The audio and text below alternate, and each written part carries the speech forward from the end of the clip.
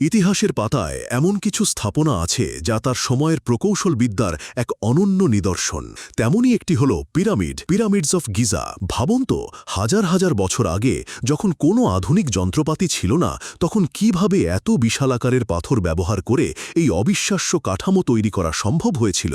মিশরের পিরামিডগুলো মূলত প্রাচীন ফেরাওদের সমাধিক্ষেত্র হিসাবে তৈরি করা হয়েছিল। এর মধ্যে সবচেয়ে বিখ্যাত হল গিজার মহাপিরামিড, যা ফারাও খুফুর জন্য নির্মিত হয়েছিল। এটি প্রায় 4500 বছর আগে তৈরি হয়েছিল এবং প্রায় 3800 বছর ধরে এটিই ছিল বিশ্বের উচ্চতম মানবসৃষ্ট কাঠামো। প্রতিটি পিরামিড তৈরি করতে লক্ষ লক্ষ বিশাল আকারের পাথরের ব্লক ব্যবহার করা হয়েছিল, যার প্রতিটি কয়েক টন ওজনের। বিজ্ঞানীরা এখনও নিশ্চিত নন যে কিভাবে এই পাথরগুলো এত ওপরে তোলা হয়েছিল এবং এত নিখুঁতভাবে স্থাপন করা হয়েছিল। বিভিন্ন তত্ত্ব থাকলেও এটি আজও এক প্রকৌশলগত বিস্ময়। পিরামিডগুলো কেবল সমাধি নয়, এটি প্রাচীন মিশরীয়দের বিশ্বাস, সংস্কৃতি এবং অসাধারণ দক্ষতার প্রতীক। তারা প্রমাণ করে যে মানবজাতির উদ্ভাবনী ক্ষমতা কতটা অসীম হতে পারে।